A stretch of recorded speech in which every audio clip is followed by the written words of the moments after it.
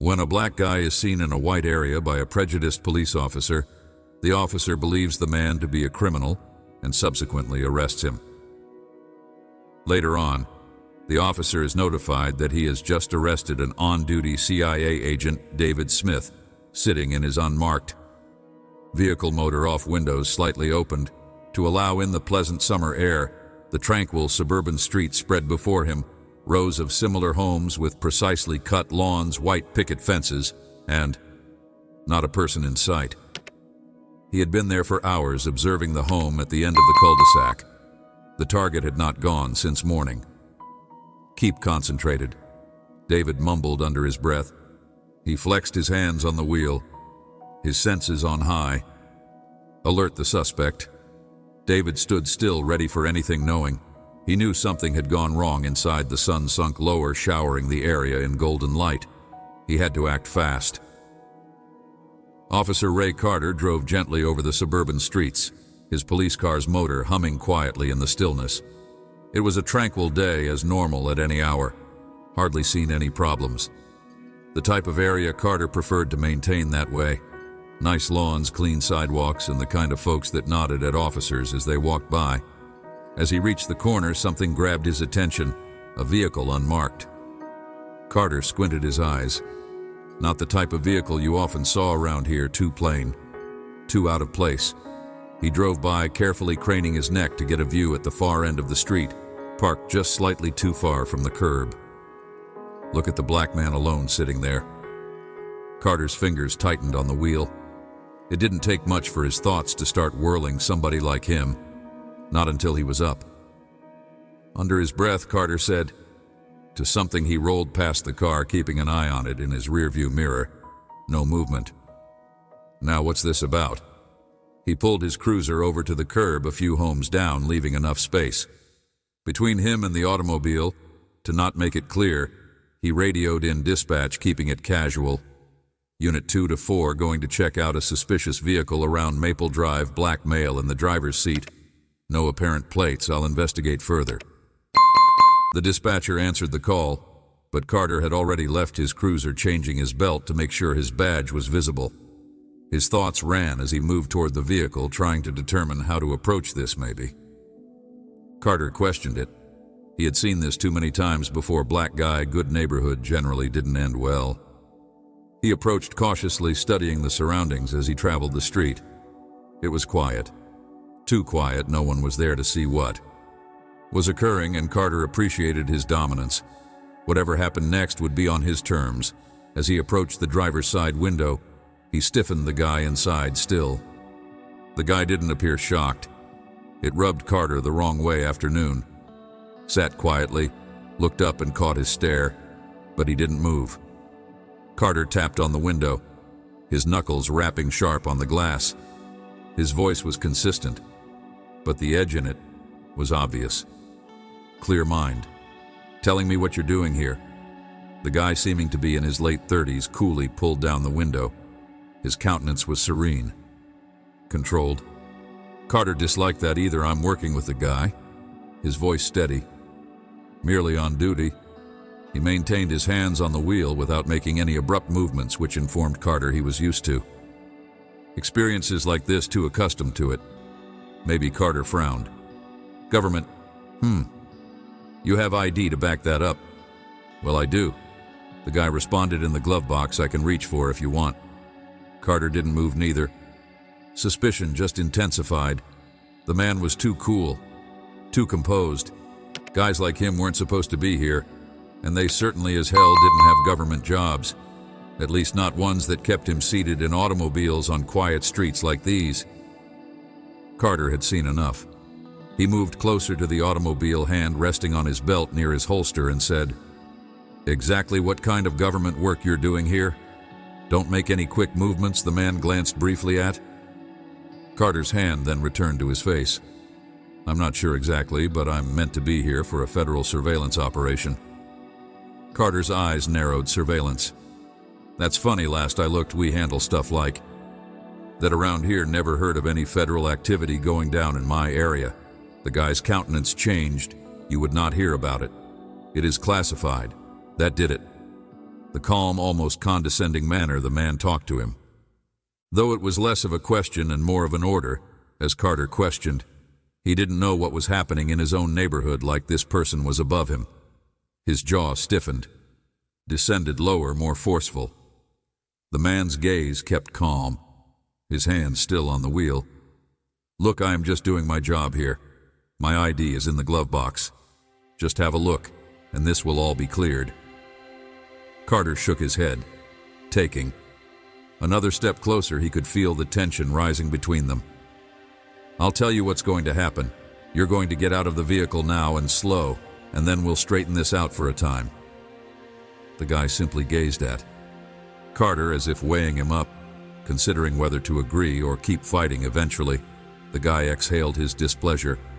"Barely showing, all right," he whispered softly.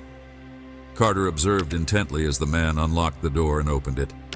His motions were slow and precise, yet there was something about his tranquility that still annoyed him. Like this person felt he was in charge. Carter's fingers lingered even closer to his holster. He did not trust this circumstance, not one bit. The guy stood up straight, his hands still showing. Carter was prepared to let it happen. Carter, the man's posture in which he walked, didn't set well with him. He didn't look like a criminal. But then Carter had learned not to rely only on looks, particularly when a black person was seated in a vehicle that didn't belong. Carter commanded his voice to become more forceful, but his eyes never left a neighborhood like this. He couldn't afford to let his guard down here, not now, hands where I could see them. Carter's cool-headed, almost as if he had gone through this identical situation before, and it just made him more irate, the guy he was keeping now, and whatever his narrative was. David stood beside his vehicle, hands raised slightly, observing Officer Ray Carter with a calm face he had experienced before. Far too often the same pattern, the same anxiety he knew. Soon enough. Carter's eyes showed how an officer's body language changed as suspicion took control. This was not going to go easily. Carter moved forward to close the gap. David maintained his voice calm. "I'm on a federal surveillance operation. Between them now, let's try this again." His tone was crisp, almost condescending. Carter expressed his doubts that would be handy. "You officer has identification in the glove box that would clear all this up, federal surveillance. You simply happen to be seated in this pleasant area. Plates on your vehicle monitoring things correctly." David could feel the anger in Carter's remarks, but he didn't respond. Remaining cool was the only way to get through this look. "I'm not here to make problems, just check my ID and you'll see. I bet you have a great persuasive narrative folks like you usually have. However, it doesn't explain why you're simply sitting here in this official duty." Carter shook his head slowly, like he'd heard this all before. David's jaw tensed, but he maintained his voice. "Folks like me know what I mean." Carter's eyes flashed over David, measuring him up. "You don't belong here. Unless you want things to grow worse, I have a job to perform. So I advise you to stop talking and start collaborating." The charge hung in the air, heavy and familiar. David had heard it in numerous versions from different individuals. David continued, holding his hands in sight. "You don't belong here. It's always the same officer I'm trying to cooperate with. I'm not breaking any laws. Let's not escalate." This Carter grinned, his eyes glinting with a combination of arrogance and something deeper. "Escalation? You think I'm escalating? I'm just doing my job, making sure this neighborhood remains secure from those who don't belong now. Are you going to?" David's patience was thinning. He could feel the tension growing, but he had to maintain his cool. He couldn't allow this develop into anything more. There is no reason for this. "I'm precisely where I should be." Carter's smile faded by a tougher edge. "You think I'm just going to take your word for it like you're some sort of exceptional case? I don't. My ID is right there. Care what you're doing here. I see a person in a vehicle without plates in an area where he doesn't belong, attempting to seem as like he has anything to conceal." David shook his head slightly, frustrated. "His best attempts. I'm not concealing anything. You wouldn't mind if I looked around," Carter said, coming closer to the vehicle. David's voice dropped hard but controlled. "I am on a federal operation if you interfere with this. You may endanger something more than any of us." Carter laughed, but there was no comedy in it. "Federal operation, really? You want me to think that men like you—" He stopped. David studied him closely. "I wanted no problem," but shrugged. "Let me put it this way. You're a man behaving suspiciously right now, and that's all I need to know. You are thinking you can pull one over on me now." Step back from the automobile. David did not move, maintained his stare steady. Carter's eyes darkened. The officer was precisely assessing his next action. He knew where this was headed, where he had been here before, in circumstances when calm logic was insufficient, when the color of his skin talked louder than anything he could say. Final opportunity. This doesn't have to go like this. However, Carter said, his hand falling closer to his holster. "Step back." David breathed gently, letting the frustration settle deep within him, controlled. "But there.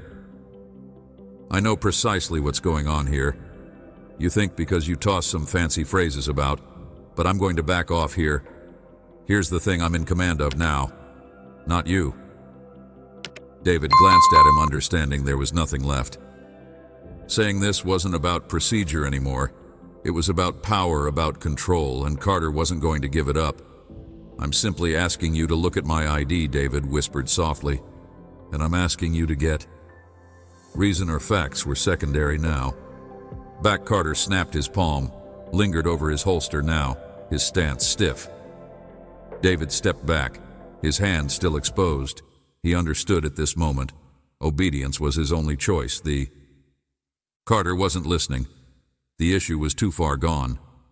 David felt the weight of everything weighing down on him. The routine, the assumptions, the sensation of being reduced to something less that he was no matter what he said or did.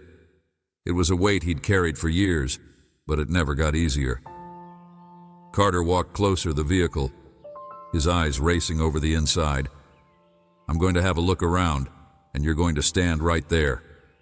"Got it." David didn't reply. He simply stood there observing as Carter leaned in to search the vehicle. His actions were almost eager. It didn't matter that he had explained himself. It didn't matter that his ID was within arm's reach practically. Important now was that Carter had already made up his mind. The officer straightened up after a minute, going back to David with a self-satisfied look. "Nothing strange, huh? Well, you have still got some explaining to do, Davids. You're incorrect. This is going to catch up with you." Carter snorted. "Yes, it will, but for now. Now I'm the one issuing the commands." Patience was gone, but his control looked Carter in the eye. But resolute, he knew this wasn't over. Not by a long way. David tightened his jaw, his muscles tensing. He tried to maintain calm, keep his head down, but the officer's attitude was getting intolerable. David muttered, his voice. "You are making a mistake. I have been nothing but cooperative. I have told you who I am, why I am here, and where my credentials are. All you have to do is look." Cooperative. Carter shot back his, steady but firm, voice becoming more hostile. "You think this is cooperative, sitting in a vehicle in a neighborhood where you don't belong, having me go through all this hassle?" He shook his head. "People like you always have a tale. I have heard them all there." It wasn't just about this moment. It was about all the times like this one David had learned to ignore over the years. People like you. David felt a familiar heat in his chest, mixed with frustration and rage. Ends the mistrust. The presumptions were always the same. "You're mistaken," David whispered softly, his voice tight. "And when you realize that it's going to be too late—" Carter's face twisted into a sneer. David held his eyes, not backing down. "It's not a threat." The truth, for a while the two men remained there, caught in a wordless struggle of will. David maintained his stance calm, but he could feel the menace. Carter remarked, his voice falling an octave. His hand went to his, weight of it all crushing down on him now, bristling his arrogance, now turning into full-blown anger. He couldn't let it go turn around. "Officer, don't do this. I'm not resisting. This is going too far. Look at my ID." I said, "Turn around." David's pulse rate rose, but he didn't move. Now not just hovering. David stopped for a second, knowing how hazardous things had gotten. He could insist that Carter follow procedure, but at this point, hand now grasping his instrument of power, "Turn around and place your hands behind his back." Slowly he turned around, keeping his hands exposed. He understood this was not about guilt or innocence anymore. It would just intensify the wrong move, the wrong statement, and this could go from bad to worse in an instant. David had no option but to follow his heart, hammered in his ears as he put his hands behind his back, feeling the humiliation sinking in. Carter moved rapidly hard. Carter wanted to prove he was in charge. David winced as the cold metal shackles cut into his flesh. He kept silent. The sharp click of the handcuffs seemed like the last note in this drawn-out symphony of injustice. Grabbing David's wrists, snapped the cold metal cuffs around them. "You see how simple that was?" Carter said, his voice thick with self-satisfaction. "All you had to do was comply from the start, and this wouldn't have gone so far." David stood still, unwilling to react. He could feel Carter's breath on the rear of his neck as the cop patted him down, looking for something that may excuse what he had just done naturally. There was nothing once satisfied with his search. Carter yanked. David braced his body, tensing as Carter shoved him into the hard plastic seat. The inside of the police vehicle felt chilly against his back. David approached the patrol car, slamming him forcibly against the door was frigid. The words didn't matter, the only sound David could hear in his head. The click of those handcuffs, the finality of it. David could hear Carter mumbling to himself as he moved back toward the front, the air thick and oppressive. David put his head back against the seat, peering up at the car's roof, watching as Carter muttered something, presumably boasting to his dispatcher about the subject he had just captured. Mind was racing, not with terror, but with a sort of deep, exhausted rage. He'd done everything right. He'd cooperated, kept his voice calm, tried to explain, and yet here he was, tied in the back of a police vehicle, treated like a criminal for not saying anything other than Carter's own prejudice. Carter stepped back in the vehicle, starting the engine, and looked at David in the rearview mirror he had worn from the start. He had worn the same smug grin, one in his mind. David glanced out the window at the calm, tree-lined streets of the neighborhood, the same streets where people like him didn't belong. He had put David in his place. Feel the weight of Carter's conceit falling on him. But David knew the truth. This wouldn't end the way the officer expected. Carter may have had a moment of power, but there was no fear. Carter would sooner or later come to see the seriousness of his error as they drove off. David stayed quiet, his thoughts already planned. The next moves he would keep cool, stay in control. This wasn't over yet. David sat in the rear of. His gaze stayed concentrated on the world passing by outside the window. The cold metal of the shackles digging into his wrists calmed him. Quiet streets pristinely maintained. Lawns, the irony of it all. These folks had no clue what had just transpired in their quiet little corner of the globe to them. This was just another day, but for David, it was yet another reminder of how things may turn on a dime despite his expertise, his training and years of protection of persons like the ones in these places here. He was treated like a criminal because he didn't belong. Carter drove in quiet for some time, his happiness evident in the small space of the vehicle. Every so often David could see him look into the rearview mirror, a faint smile playing at the corners of his lips. Carter thought he had won. He felt he had done his job. But David knew differently. The attitude of the guy was almost overbearing, but David wasn't disturbed. He had gone through worse than this, much worse. The police vehicle pulled to a halt at a red light, and Unit 24, remarked, his voice calm and confident. Carter readied for the radio, snatching it up with a nonchalant flick of his wrist. "I'm bringing in a suspected black guy without ID." David tightened his mouth even now, knowing the truth would come out in conduct in a limited region. David was twisting the facts, making it look like he had been justified in his actions, but David stayed mute. Soon enough, the radio hummed with static, and the dispatcher's voice emerged. Copy that. Unit 24 sent along the suspect's data for processing. Carter stopped staring at David again in the rearview mirror. He said with an air of... It wasn't his duty to make this simple. Carter sighed, flicking open. Of finality, like he had just closed the book on this case name. David stayed mute. Looking out the window, he wasn't willing to provide any more information. Notepad he had taken from his pocket earlier, David Smith said, reading it off with the same contemptuous tone he had used from the beginning. No ID claims he's under some sort of federal monitoring, but I don't buy it. There was a lengthy pause on. Carter Fred's brow pounding the steering wheel impatiently. Sends you still there. Static crackled for a bit before the dispatcher's voice returned, this time with a more somber tone. The other end of the radio longer than normal. On Unit 24, putting that name through our system, David observed Carter in the rearview mirror and could see the officer's smile disappear, replaced by a faint frown. The stillness stretched on the tension in the vehicle building steadily. Each passing second, then the radio sprang to life again. Unit 24. Are you sure? Carter's hold on the steering wheel tightened, his fingers tapping angrily. Yep. I'm sure. David Smith. David Smith is a federal agent. CIA. Repeat, you have a flag on that name. David Smith lingered in the air like a sudden drop.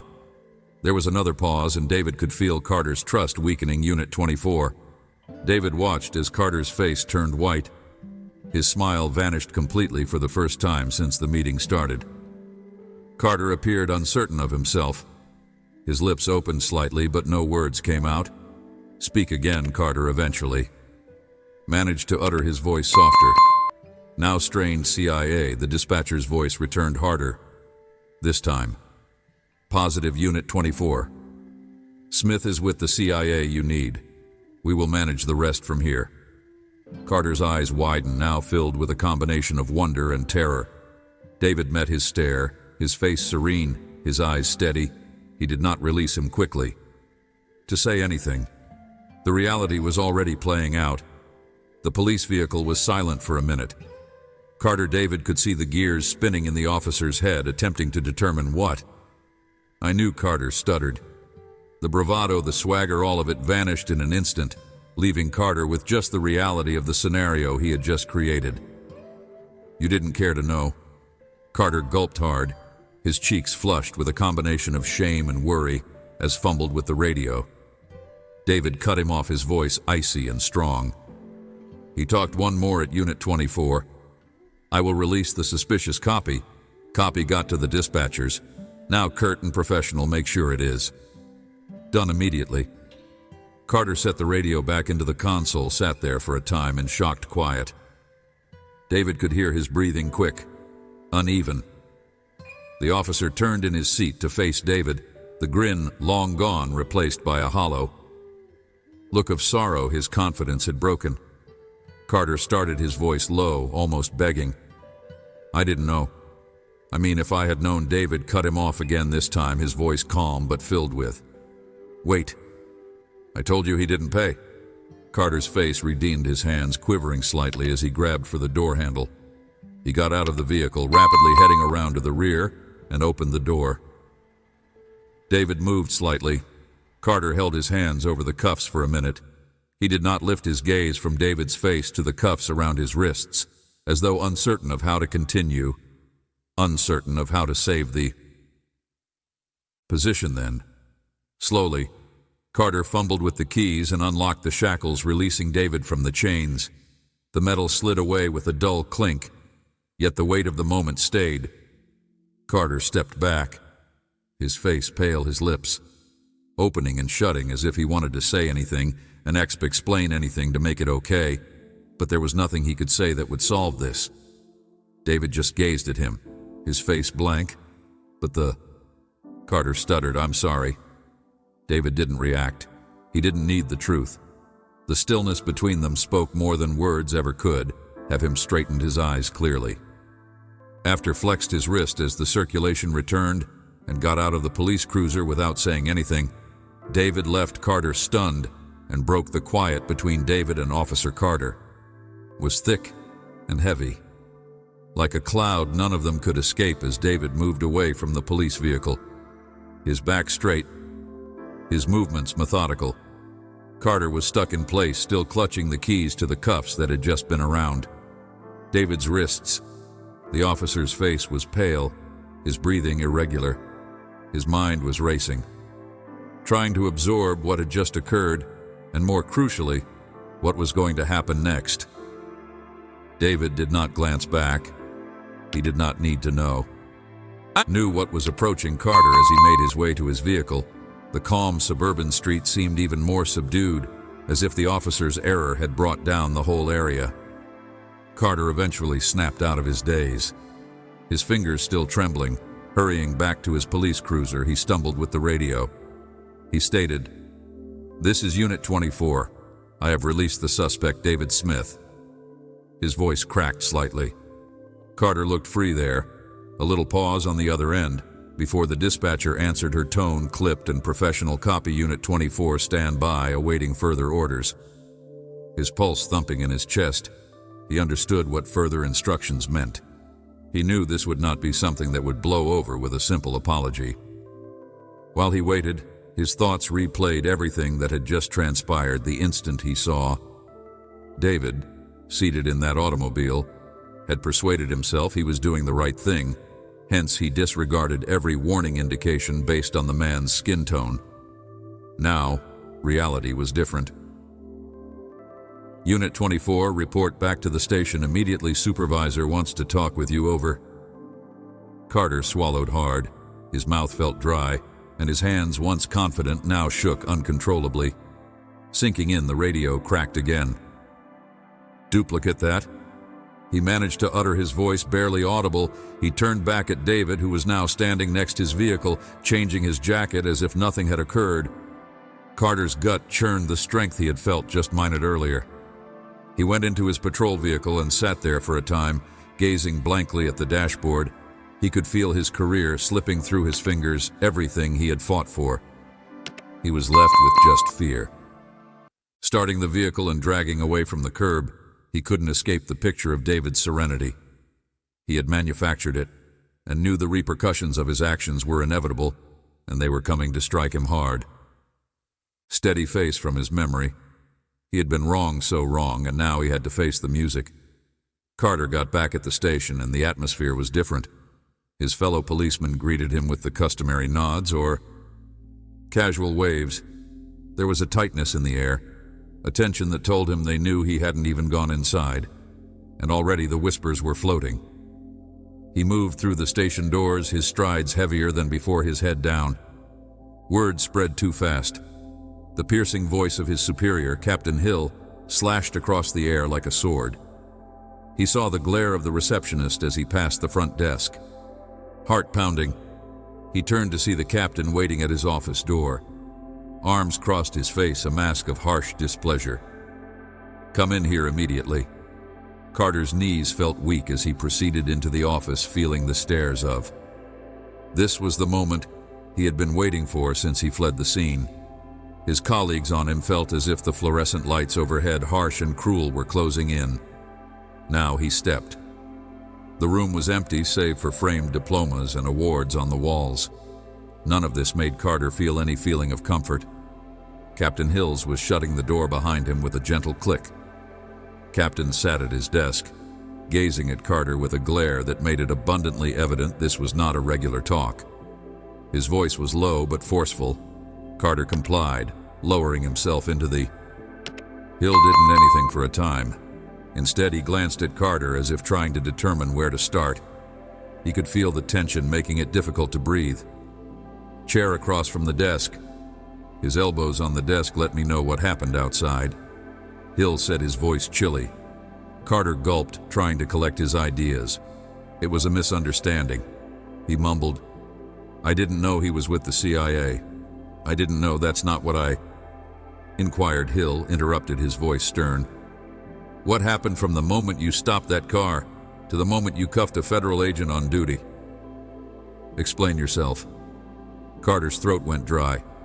He could feel the weight of his mistakes. "I believed he was suspicious because he lacked plates," and his voice started to tremble. Every word he attempted to articulate stopped in his throat. "I saw him seated in the vehicle."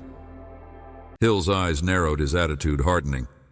He didn't appear like he belonged there. "Your reason?" Carter shuddered at the question, knowing how stupid it sounded. "I just knew. You didn't care to listen. A guy informed you he was on a federal operation, showed you, so I believed I was doing the right thing. I didn't know." Hill repeated, his voice was becoming louder. "Credentials, and you disregarded him. You arrested him, placed him in the back of your vehicle. Now this department is going to have to deal with the fallout from your error." Carter's face flushed with embarrassment. He had no defense. He knew now he would. "Lean back in your chair and shake your head. This department cannot afford officers acting on presumptions. You understand how much harm you have caused? The CIA is breathing down our necks. You therefore jeopardize a whole operation." Hill's face softened somewhat, but the displeasure remained. "You didn't stop and consider I'm sorry." Carter muttered, his voice barely audible. "I didn't meant for it to go this way. Not gonna cut it." "You crossed a line." Carter felt his heart drop. He knew what was coming next. "You're suspended, effective immediately." Hill stated, his voice icy, and Finn turned in your direction. "Badge and your weapon. If suspension is all you get." Carter's mouth went dry, his eyes wide with shock suspended. "You're fortunate you're not dismissed on the spot," Hill stated. "Now turn in the review board decided upon. Your badge and get out of here." Carter's hands trembled as he went for his badge, unhooking it from his belt. His fingers shook as he put it on the desk, the metallic clink booming throughout the room as he rose up to leave. Carter felt a hollow emptiness settle in his chest. He had gone from being in charge, the one issuing orders, to being stripped of everything he believed made him who he was. He had no one to blame but himself as he left the station head. Now Carter stepped outside the station. He could feel the eyes on him, the weight of their judgment following him with every stride. This was the result of his deeds, and there was no escape it now. He felt stripped naked, as if the outfit he still wore no longer belonged to him. Door slamming behind him with a hefty thud left him looking blankly at the street. His badge was gone. The weight of the day's events. With every breath he peered around, wanting to find anything familiar, clamped down on his shoulders like a vice, pressing harder. All he could feel was the gradual understanding of how much he had lost his hands. Shook. Though the day was warm, people passed him going about their daily business, ignorant of the internal storm RI through him. Carter took a long breath, attempting to calm himself. He had never felt this sense of powerlessness previously. It was always him in charge, him issuing the commands, but now he had nothing. He had let his preconceptions, his arrogance, and his inability to look beyond his own prejudices take everything away. He walked slowly toward his vehicle parked in the station lot. His legs felt weak under him. The normal authority he carried was gone, replaced by a dull hollowness. As he neared the car, he halted, his palm resting on the driver's side. Door handle for a time. He stood there looking at his reflection in the glass, his face pale, his eyes wide and unfocused. He scarcely recognized himself. The radio call, the dispatcher's voice exposing David Smith's identity, still resonated in his CIA agent who had arrested a federal agent on duty. The weight of it was too great to bear. He had crossed a boundary he could never uncross, and for what a hunch, David did not belong in that area. Carter unlocked the door and sunk into the driver's seat, holding the steering wheel so tightly that his knuckles went white. His mind was racing, trying to find something, anything.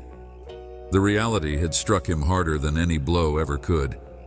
It would explain what he had done. However, his own prejudice had guided his behavior, and now it had cost him everything. His phone buzzed in his pocket. He ignored it. What could he ever explain to his family colleagues who had destroyed his career in a matter of minutes, that he had let his conceit and prejudices to rob him of all he had fought for? With trembling hands, he reached into the glove box and pulled his police-provided notebook, from which the pages filled names, dates, and notes on arrests he had made throughout the years. At one time, he had been pleased with this record of service, his evidence that he was a decent officer who maintained the neighborhood secure. But now, as he turned the pages, all he could see was how blind he had been. The faces of the individuals he had stopped, questioned, and arrested over the years, mixed together in his memory. How many of them had felt the same way David had that day? How many times had Carter presumed guilt based on nothing more than a gut feeling, a sense that someone didn't belong he had? Always persuaded himself he was doing his job. Now in the aftermath, it seemed hollow empty. Carter closed the notepad, flinging it into the passenger seat. His phone rang again, but this time he withdrew it. Looking at the computer, he saw a message from his wife. He looked at it for a while, then felt shame flood over him. What was he going to tell her? He was probably going to be suspended or maybe fired, and She considered him to be a hero. His fingers lingered over the screen, but he could not bring himself to respond. He put the phone back in his pocket and rested his head on the steering wheel, closed eyes. The weight of the day was crushing him, and for the first time in his career, he felt really helpless within the station. The atmosphere was tight. Word had traveled rapidly among officials, murmured among. Carter was done. His career, once so promising, had ended in. Nobody said it loudly, but some threw some sidelights toward the door, waiting for the next development. Humiliation in the captain's office. Hill sat behind his desk, a stack of documents in front of him. He was no use to managing disciplinary actions, but this one would have different effects. The fallout from Carter's conduct wouldn't simply touch the department. It would sweep across the society via public view of the police force as a whole, racial profiling, abuse of power, mishandling a federal agent they were. Things that would permanently damage the department's image. Hillside massaged his temples as he examined the incident report. It was evident from the outset Carter had acted on his prejudices, not facts. He had failed to pay attention. Instead, he had allowed his presumptions guide him directly into catastrophe. The phone on Hill's desk rang, and he took it up. Hill stated, his voice fatigued. "Captain, it's about Carter." Hill nodded, though the caller couldn't see him. "I expected as much. Make sure the paperwork is ready. This needs to be addressed." The voice on the other line, "The review board wants to meet, is pressing for instantaneous termination."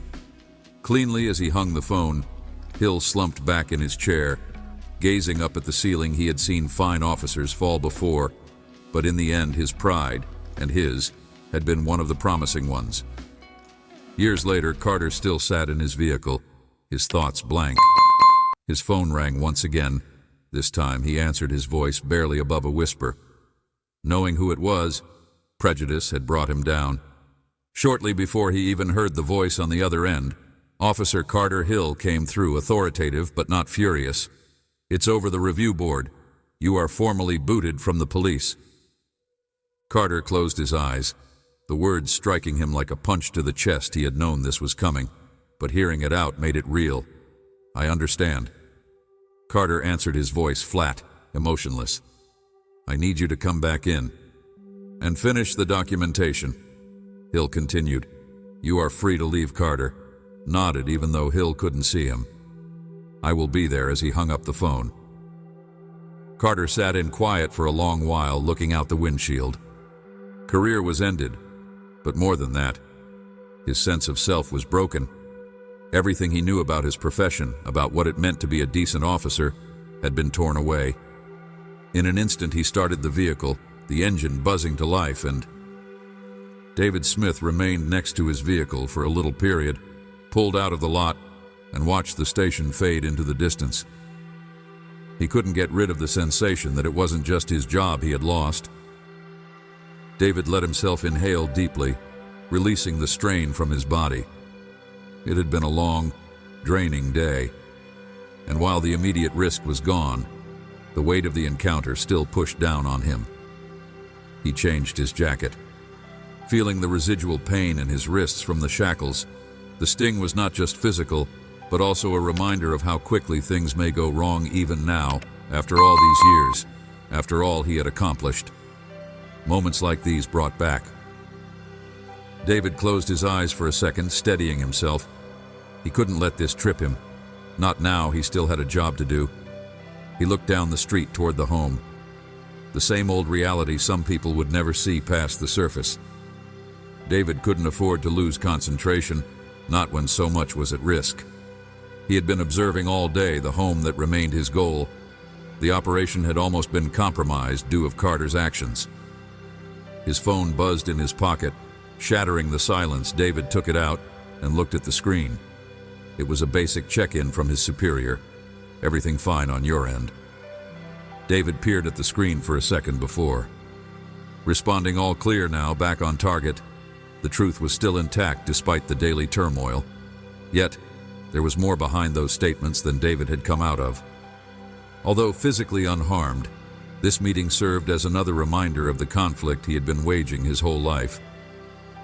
He placed the phone down and switched his focus back to the home.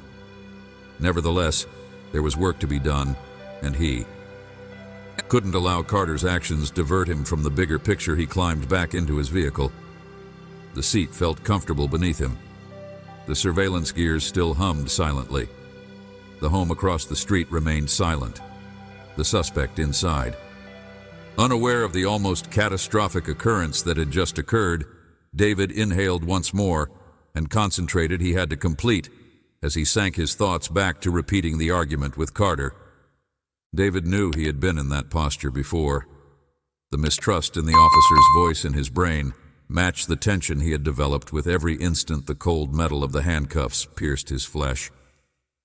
David wasn't furious, hence, likely wouldn't be the last, even if his years of service had been reduced to nothing more than a suspicious figure at the wrong place at the wrong moment.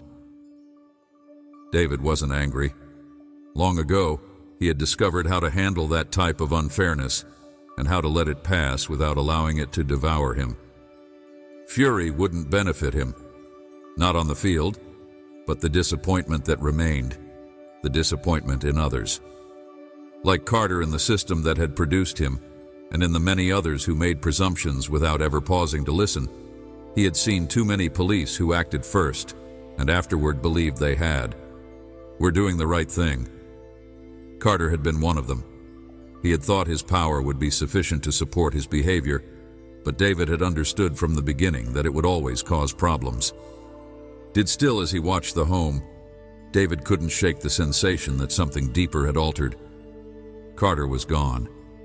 The effect of what had occurred wouldn't go that simply it never did. The system would keep revolving and David would keep working in a society where his skin tone made him a target, just as policemen like Carter would come and go carrying their own prejudices, their own preconceptions, and though his skill set hitless made him an asset, he adjusted the rearview mirror, getting a sight of himself. His face was serene but sleepy. The sun was starting to set, giving an orange light over the area. It was tranquil. Here, the type of peace individuals like Carter felt they were preserving. But peace created on ignorance was not peace at all.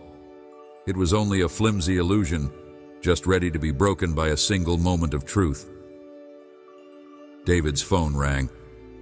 Again, this time with an update on the operation. He swiftly noted the information the suspect was still inside. No movement yet. Good, suggesting there was still time. He relaxed back in his seat, eyes fixated on the home.